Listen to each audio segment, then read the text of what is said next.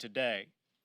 The crisis has spread far beyond the border, including to my home state in Indiana. Biden's border crisis is a national crisis. Every state is now a border state, and every border state is wide open. And as President Trump said, if you don't have borders, you don't have a country. Fentanyl seizures have doubled in 2021, and fentanyl is now the leading cause of death of Americans aged 18 to 45.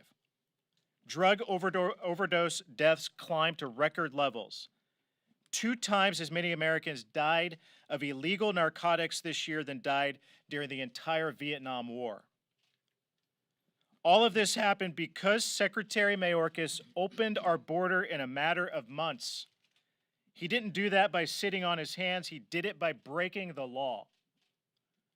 Secretary Mayorkas refused to implement President Trump's Remain in Mexico policy after being ordered to do so by a federal court. He defied federal law and unilaterally halted construction of the border wall, costing United States taxpayers $72 million. This is an intentional border crisis. Deportations plummeted while illegal immigration skyrocketed. And that's only possible because Secretary Mayorkas decided not to enforce the law. The DHS Secretary's mission is to ensure, quote, the safety and security of our borders. But today, during one of the worst humanitarian crises in history, Secretary Mayorkas announced he is focusing on fighting disinformation. Today, he announced the DHS's Disinformation Governance Board. While foreigners illegally cross our border at will, Secretary Mayorkas has prioritized policing law-abiding American citizens' speech. But Secretary Mayorkas is worse than neglectful. He's working to undermine his department's mission. He is working to make our border less secure and our country less safe. About 2.5 million illegal border crossings since Joe Biden took office, and a record number of people have died crossing the U.S.-Mexico border in 2021, about 650. Enough is enough. When Republicans take back the House majority in 2022, I vow to you, we will use our oversight power to investigate Secretary Mayorkas' disregard for federal law. And we will expose his criminal conduct, and we will hold him accountable. The American people will thank us when we do. With that, I'd like to turn over the podium to my colleague and friend and co-chair of the Border Security Caucus, Representative Babin. Thank you, Jim. I really appreciate it. Hello, everyone. I'm Brian Babin, 36th District of Texas. It's a great pleasure to be here, and we appreciate your attention today on this very, very critical issue. President Biden and DHS Secretary Alejandro Mayorkas, they have successfully manufactured the worst border disaster in the history of our nation. And now they want to make it worse by rescinding Title 42. The only remaining guardrail keeping our southern border from disappearing completely. Make no mistake, every single decision that they've made, including this one, has been a dangerous and reckless decision, and make no mistake as well, every single one of these decisions were purposeful. They know exactly what they're doing. They're intentional and they're calculated. It's really actually difficult to dismantle a fairly secure border. But in the span of just over a year, the Biden administration has undone every single measure and policy put in place to effectively secure that border. They spout nonsense about how they inherited a mess and this and that from the Trump administration. But that is an absolute lie and falsehood, and no matter how many times it is repeated, it will remain a falsehood and a lie. Whether you're a Republican or you're a Democrat, you know with absolute certainty that we had the most secure border that we've ever had under the previous administration of Donald Trump. And because, unlike Democrats, the numbers don't lie. And just last year, we had more than 2.5 million illegal aliens show up at our southern border. But trust me, folks, it's about to get much worse. And here's the reality. Title 42, it matters only so long as this administration enforces it and utilizes it as the tool necessary. We saw this same song and dance with the Remain in Mexico program, better known as MPP. The Biden administration ended that. The courts told them to reinstate it, a federal court order.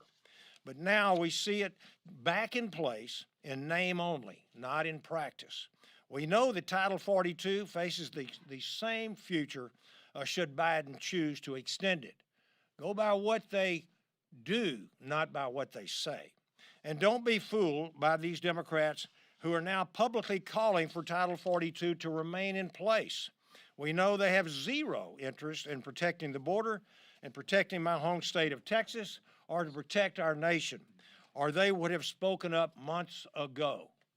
No, they're interested in protecting their seats in Congress. And friends, we've sacrificed enough. We were forced to shut down while our border was wide open to thousands who had active COVID disease. We have had our schools packed and overrun without any say from the taxpayers that foot the bill. We've had our property destroyed and vandalized. We have lost loved ones at both the hands of illegal aliens and the deadly drugs that many of them have smuggled in. Over 100,000 Americans dead last year from drug overdoses, most of which had come across the southern border. And now we have lost a soldier, a Texas Army National Guard, guardsman. I am a former Texas Army National Guardsman myself, and that's why it really irks me to hear what I heard Jen Psaki say. This young man, age 22, who died trying to save a drowning illegal border crosser, whom we now believe were smuggling drugs into the country. I could not believe the words coming out of Jen Psaki's mouth earlier this week. How dare she blame the death of Texas National Guard Specialist Bishop Evans on Governor Abbott and on the great state of Texas. How dare she and the president abandon our brothers and sisters in uniform like that. Those guardsmen are stationed on the border because the Biden and Mayorkas team refused to do their job. Another life lost because of Biden's decisions, and they just don't seem to care. She and the president can keep their insincere sympathies. They can keep their hearts going out to this family, as she said. Those are hollow words from the mouths of the very people directly responsible for this guardsman's death. I'm not one for hyperbole, but the Democrats are truly destroying our safety and our sovereignty. Why? Two reasons: the maintenance of political power, and as Obama said earlier, to fundamentally transform the United States of America. And with that, I will turn the mic over to my friend and our Minority Whip, Steve Scalise. Thank you, Brian, and thank Chairman Banks for what they're doing through RSC to lead on this issue. America's border is under siege. And if you look at what President Biden and Secretary Mayorkas have done, they have turned operational control of America's border over to drug cartels who are trafficking people into our country every day, making billions of dollars to fuel their drug trade. And they've also created a pipeline to bring in deadly drugs like fentanyl that are killing people all across America. Every town is now a border town because every community in America is negatively affected by President Biden and Secretary Mayorkas' failure to secure our southern border. As have been pointed out by Jim Banks and others, over 100,000 young people died last year from fentanyl overdoses, primarily coming from China through the southern border because President Biden won't do his job in securing our border. When you hear these numbers, nearly 2.5 million people that have come here illegally, that's the size of the city of Houston, Texas, the fourth largest city in America. That's how many people that we know of have come across illegally. There are also hundreds of thousands of people who never got apprehended. There are dozens of people that we've caught that are on the terrorist watch list who have come into our country illegally. And when you think about what's going on all around the world, we're not just talking about people coming from South and Central America. There's over dozens of countries that are included in that number of people that are coming here illegally, including from Middle Eastern countries. You know, when you've got the Taliban that President Biden turned over to a terrorist organization in Afghanistan, when you look at what's happening in Ukraine with Russia moving in, with China looking to move, there are threats all around the world. The last thing we need to do is have an unsecured border. We need to secure America. From our border, we need energy security. We need a lot of security, but it starts with homeland security. And that's where Secretary Mayorkas has failed the American people. We're going to continue demanding answers and demanding that he do his job in securing the border.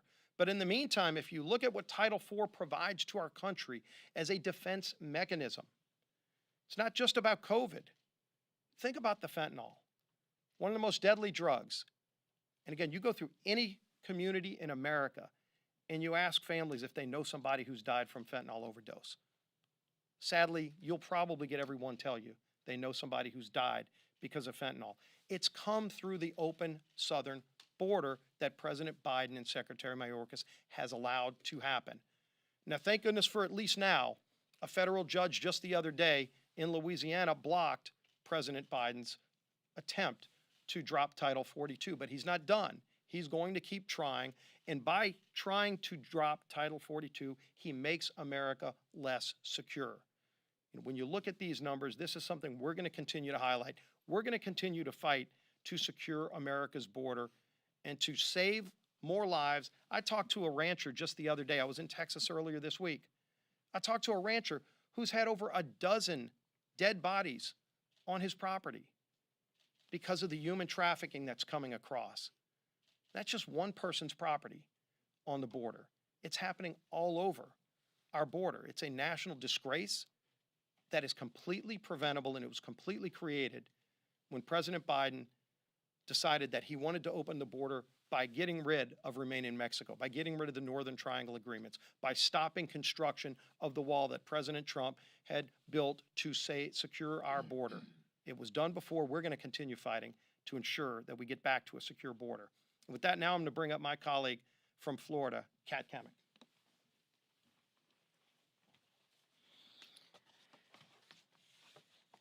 Well, thank you to my my friend and colleague, Representative and Minority Whip Steve Scalise, and to Congressman Banks for leading this here today. I know we've all talked about how every town in America is a border town, and it is here today that I want to point out that this is not just a talking point. You'll hear this from every member, but this is actually something very real. 10 days ago, this brick of fentanyl was found in my district in Marion County, Florida. This is 900 grams of pure fentanyl. If you look closely, you will see a stamp. That is the stamp of a border cartel that has been identified by Homeland Security investigations. Along with that was a pill press, weapons, and additional cash.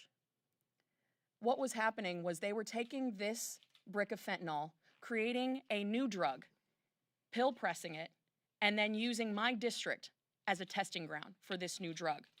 My husband, last week, responded in one night, one shift, to 3 calls. He is a firefighter and a SWAT medic, and in his experience, he sees this all the time, but last week, in one shift, one night, 3 calls, 3 overdoses, 2 didn't make it. It was fentanyl.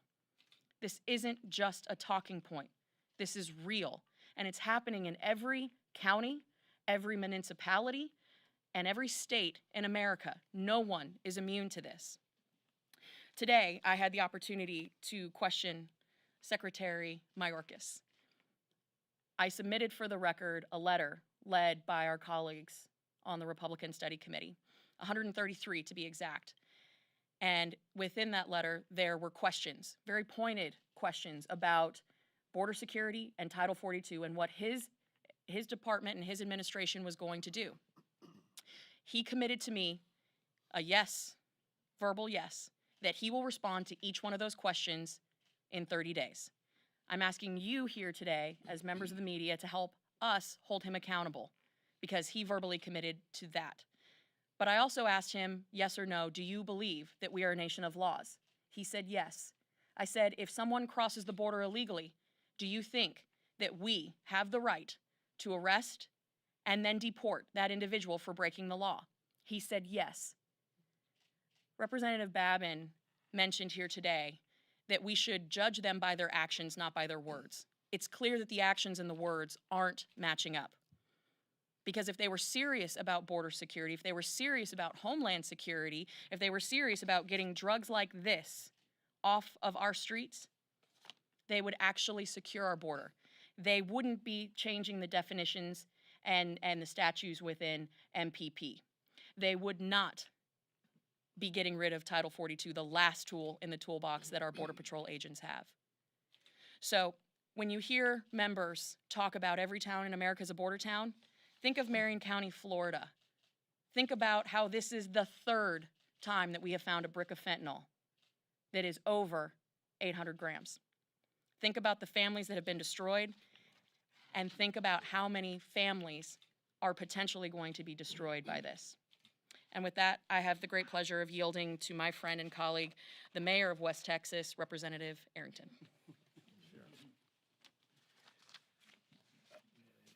I've got another question I'd like to ask the president. How could you fail on your most sacred responsibility to provide for a common defense and keep the American people safe and secure?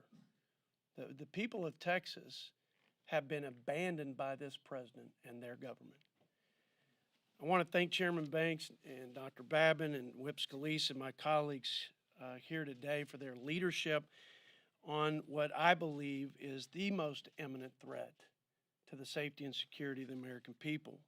For over a year, we've been experiencing this unprecedented and unmitigated humanitarian and security crisis. But at the heart of this self-inflicted disaster is a constitutional crisis. The same Constitution that Secretary Mayorkas took an oath to defend. This administration is completely failing to uphold its core constitutional responsibilities. And I repeat, to provide for a common defense, to protect Americans against an invasion, Article 4, Section 4 of the Constitution, and to enforce the laws of the land. Homeland Security's own mission statement says, the administration and enforcement of our nation's immigration laws is critically important to the national security and public safety of the United States. I think I can speak for my colleagues when I say we couldn't agree more. But this administration is not only failing to fulfill their own mission, they are failing to defend the Constitution and uphold the laws of this great country. They're not detaining people who are here illegally. They're not enforcing expedited removal. They're not following the court order to enforce MPP. They're not executing on Congress's directive to build the wall. They're not maintaining operational control of the border. Mr. Secretary, preserve the integrity of your office. Faithfully execute our immigration laws and fulfill your sacred duty to secure the border, stop illegal immigration, and keep your citizens, our fellow Americans, safe. And with that, I turn the mic over to my dear friend and neighbor in eastern New Mexico, fellow freedom fighter, Yvette Harold. That's great. Well, thank you, everyone, and thank you, Scalise and Banks, Congressman Banks. I'm just honored to be here to talk about this today because it is so important. I mean, today, Secretary Mayorkas testified before Congress that we will not lose operational control of the border. Well, it's kind of hard to lose something that you don't have. So today he also said that it shows that he's completely out of touch with the American people. His radical political appointees are purposely destroying our nation's border security and allowing people, drugs, and terrorists to flow unabated into our great nation. At one point today, Secretary Mayorkas claimed the U.S. has effectively managed the ongoing migration crisis? Well, the truth is, we're not talking about birds here. We're not talking about migration patterns. We're talking about American citizens, and you've heard from my colleagues how dangerous this is. If it's so effective, then why are over 2 million people making it to our southern border illegally and coming into our land? Why are we concerned about the uptick in fentanyl? The border crisis is real. The communities that live in and around, the people that live in and around the border are feeling it. And everybody's correct here. Every state's a border state, but you don't have to take my word for it. You can go down to Hachita on your own, talk to Judy Keeler about the bust that was done today in her front yard. There were over 18 illegals there, a pregnant woman holding onto a 1-year-old with a 3-year-old by her side with a group of men. This is a real threat to our sovereignty as a nation. And really, the problem is Secretary Mayorkas would like to blame the surge in migration under Joe Biden's watch from everything to COVID to climate change, when in fact, really, the true cause is a lack of enforcement, a lack of leadership, and possibly he does not understand his job description. Perhaps America first doesn't mean anything to him. And perhaps the American people need to continue to put pressure on every one of the people in this administration who have decided that America last feels pretty good to them. But the cavalry is coming in November. I guarantee you we have been listening to the American people for the last year. And it breaks my heart to think that now we have actually 26 governors from around the country that are putting together a task force, a strike force actually, because of the failed policy and failed leadership of this administration. And I'll tell you, it's a pretty sad day. I went down to the border on Good Friday. Yeah, in New Mexico, I did run into some National Guard troops. I thanked them for their service and then I asked them where they were from. They were all from the state of Florida. You know why? Because a lot of these governors get it, and they want to protect America. And that's exactly what Mayorkas should be doing instead of worrying about climate change or COVID change or, I don't know, maybe what he's having for dinner. This is a real issue. We need to stand up. We need to have our voices heard, and this administration needs to take the accountability and the steps forward to protect our sovereignty. And with that, I would like to turn it over to my friend Michael Cloud. Michael Cloud from Texas 27th District. We keep hearing this word, effectively manage. The Biden administration said they effectively managed the withdrawal from Afghanistan. They effectively managed COVID, and today we hear Secretary Mayorkas saying he's effectively managed the border. Reminds me of a quote from an old movie that says, "You keep using that word, I don't think it means what you think it means." It's sad to see that this administration continues to embrace these sort of principles. If effectively managing means that we're aiding and abetting cartels, that's exactly what's happening. We've effectively aided and abetted cartels. We've effectively invited terrorists into our country. We effectively, I live in South Texas, and so I've visited the facilities where young women are there, and half of which will admit they've been abused along the journey. I talk to ranchers weekly whose fences are run over, who find dead bodies on their property, who are afraid to let their children roam their own property because of what they may come across. They find rape trees on their property. This is not an effectively managed border at all. Just this last week, we had a Texas National Guard member, Bishop Evans, thinking he was saving the life of a migrant coming across the border, and now we understand that it was most likely a couple cartel members bringing drugs into our country. And so under the Trump administration, we had actually seen a decline for the first time in many years of drug overdoses. Well, that has stopped, and now we are effectively seeing an increase of drugs. And as been mentioned, fentanyl is the #1 killer for young people in our country today. This is tragic, and my district is what in an area of Texas where law enforcement calls it the fatal funnel. There's a couple major highways that go through Houston, and so we see this on a daily basis. We see the effects of the border throughout our communities. Many of our communities are left to deal with, as now many communities across our nation.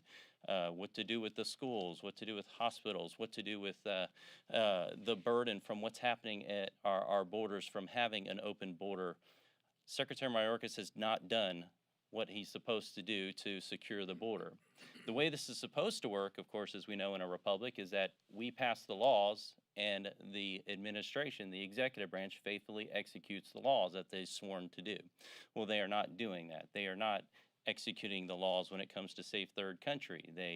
I visited a border patrol and I asked them how that was going. I said, well, there's been a court order. You've been told to reinstate this. Have you gotten a memo? Have you gotten anything? It was a reflexive laugh at the response that they've gotten from this administration when it comes to how they are now enforcing safe third country. And when it comes to what's going on in deportation laws, what they're supposed to be doing, we have increased funding, yet less activity going on. And of course, we come to the wall and the infrastructure that's supposed to be securing at the border. Congress has already funded it. The American people have already paid for the infrastructure necessary to help secure our border. And this administration refuses to do so, and indeed is taking the hard-earned wealth of the American people and using it to not build the infrastructure necessary to secure our border. And so this is tragic. It's tragic that we have to continue to talk about this, but we will continue to be talking about it. And it has said, if not before November, certainly thereafter, we will see action on this and the investigations will roll out and we will bring this administration to justice and to account. And with that, I yield to my friend and colleague and neighbor from Texas, Mr. Weber. Thank you, Mr. McLeod. Today, the Department of Homeland Security Secretary Alejandro Mayorkas had the audacity to tell members of Congress, under oath, I remind you, that the department has, quote, as Mr. McLeod said, effectively managed the flow of migrants on our southern border. Well, I'm going to echo what my colleague said. His definition of effectively managed, well, to me it says that his education might not have been effectively managed. That's what it says to me. Well, Secretary Mayorkas, I was just there on Monday, and as someone who served in the Texas House of Representatives from 2009 to 2012 and was on the border committee during that time, this is the worst I've ever seen a border effectively managed. Since President Biden assumed office and ratcheted up his open border and amnesty rhetoric, hung out the sign that said, "Come one, come all, you're welcome," we have seen unprecedented surges of illegals across the border. Quite frankly, at the rate Mayorkas is not doing his job, we don't need him on the border or anywhere else for that matter. We are looking at over 6,000 illegal crossers a day, and if Title 42 is lifted, we can expect 16 to 18,000 illegal crossers a day. Are we a sovereign nation with borders? Apparently they don't think so. Apparently they think it doesn't matter if we have borders or not. Apparently they don't care about the American public. That's the administration that we have. We lost a soldier. I was there with Kevin McCarthy and about 8 other members when they discovered his body in the river. President Biden and Mayorkas, in my opinion, bear responsibility for that death. And we see little ones that have died. All the bodies that Congressman McLeod talked about. We see that all over the border. Between the desire to repeal Title 42 and the reversal of the Remain in Mexico policy and Mayorkas' dishonest testimony today, this administration has proven that they don't care if America is a sovereign nation, and they don't care about sovereign borders. They don't care about the American people, and quite frankly, they don't care about their oath of office, in my opinion. They care about one thing, maybe two: money and power. That's what they care about. They believe illegal migrants, when granted amnesty, will create a giant voting bloc, keeping limousine liberals perpetually in office. Their obsession with ideological open border policies have put women, children, families, law enforcement, soldiers that we saw, and now our national security at risk. Secretary Mayorkas' failure to secure the border and enforce the laws passed by Congress, combined with his testimony today before Congress, raises serious questions about his commitment to his oath of office and his suitability for office. Mayorkas needs to be removed from office, and this administration needs to take immediate action to protect our citizens and this nation. America, wake up. I think you are. The Democrats are going to find in November that Americans have had enough. It's time to put America first. I yield back. I want to thank all of my colleagues for their important comments on this matter and happy to take a few questions. I spoke with Representative Escobar today, and she's saying y'all are using Title 42 as political theater. And she's saying that it's actually inflating the border crossing numbers and that you're using it to push xenophobia. What is your response to Representative Escobar? It's obviously laughable for her to make those claims. The fact that she is not willing to take any responsibility or show any leadership at all to address the issues at the border is what the American people have had enough of, and the election is going to show it. It's going to prove it. Yes. You had another one of your colleagues today hold a presser calling for a comprehensive immigration reform package. I mean, this is something that Congress got so close to doing back in 2013. Is there any momentum to have a similar package either be worked on now or perhaps next year when Republicans might be the majority? Well, there are so many issues to deal with immigration. I'll defer to my colleagues on this, but first and foremost, I appreciate that Leader McCarthy has made a commitment that when he's the speaker, there will not be any single bill that passes out of the House that offers amnesty. And I, as Republican Study Committee Chairman, as a conservative leader in the House, I applaud his leadership in making that commitment. That being said, there are many issues related to immigration that are worth discussing and resolving, but it's got to start with securing the border.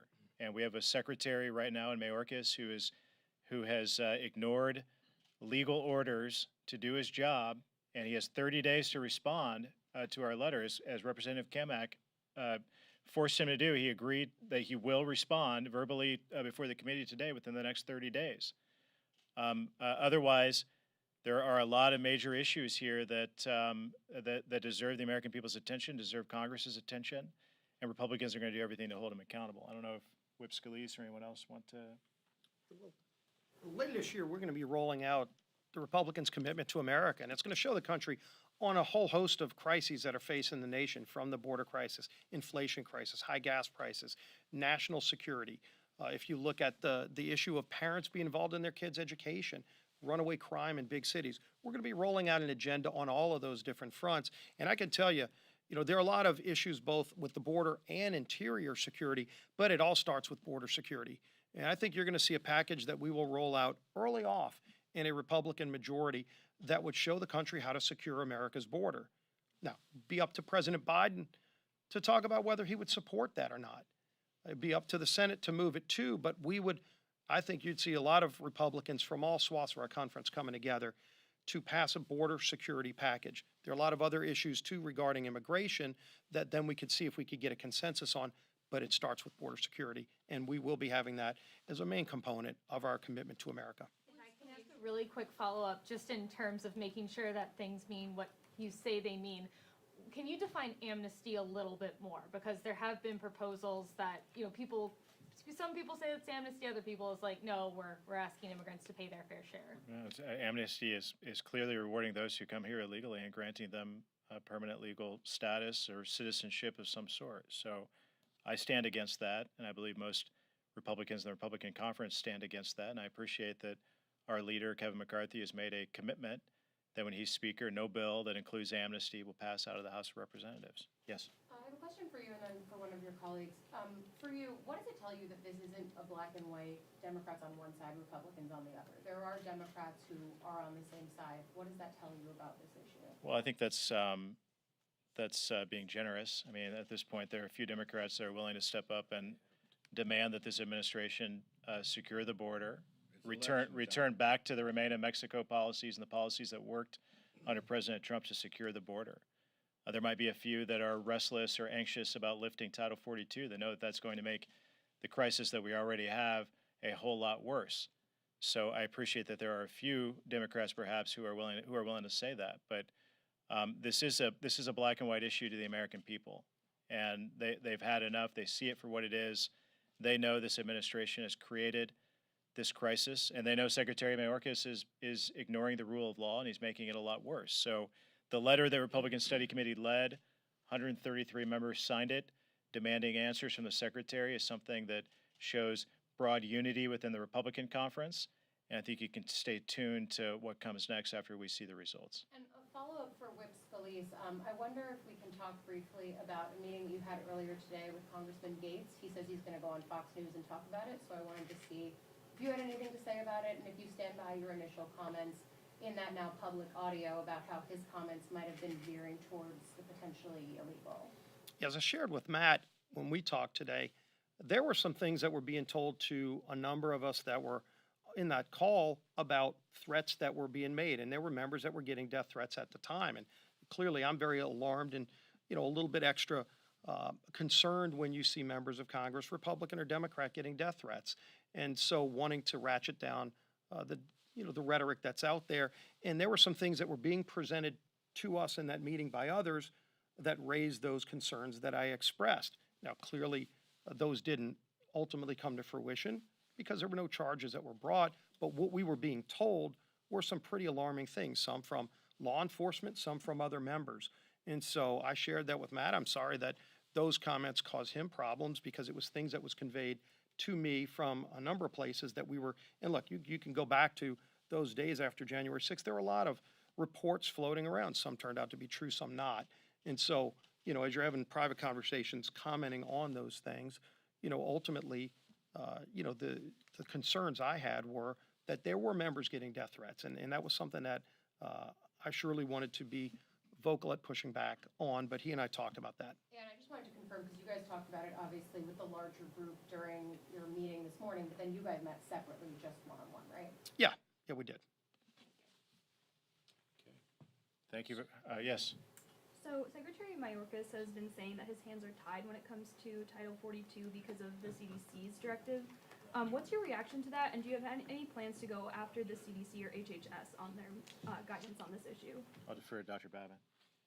Thank you. He, as one of the co-chairs of the House Border Security Caucus, we had Secretary Mayorkas come and sit down with about 30 or 40 of us, and he tried to tell us that he had no jurisdiction on whether this thing would continue or discontinue. But he is the secretary appointed by the president for the Department of Homeland Security, and absolutely he can make recommendations.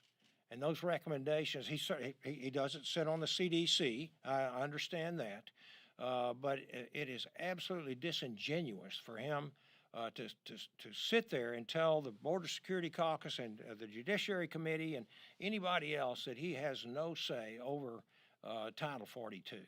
It is just simply not the case. If the man is the Secretary over Homeland Security, and this is a tool that he has at his disposal to use to keep the homeland secure and safe and keep Americans safe, he absolutely could make the recommendation, and it would carry a lot of weight with this administration. So I want to say thanks to Chairman Banks of the RSC. I want to say thanks to my colleagues, to Whip Scalise, for letting us, getting this initiative up so that we can start talking about a man who is sitting in a position and simply not doing the job, ignoring his oath of office, and telling whoppers exactly as you just said. Thank you. Thank you. We will hold Secretary Mayorkas and the Biden administration accountable. Thank you for being here. Thank you.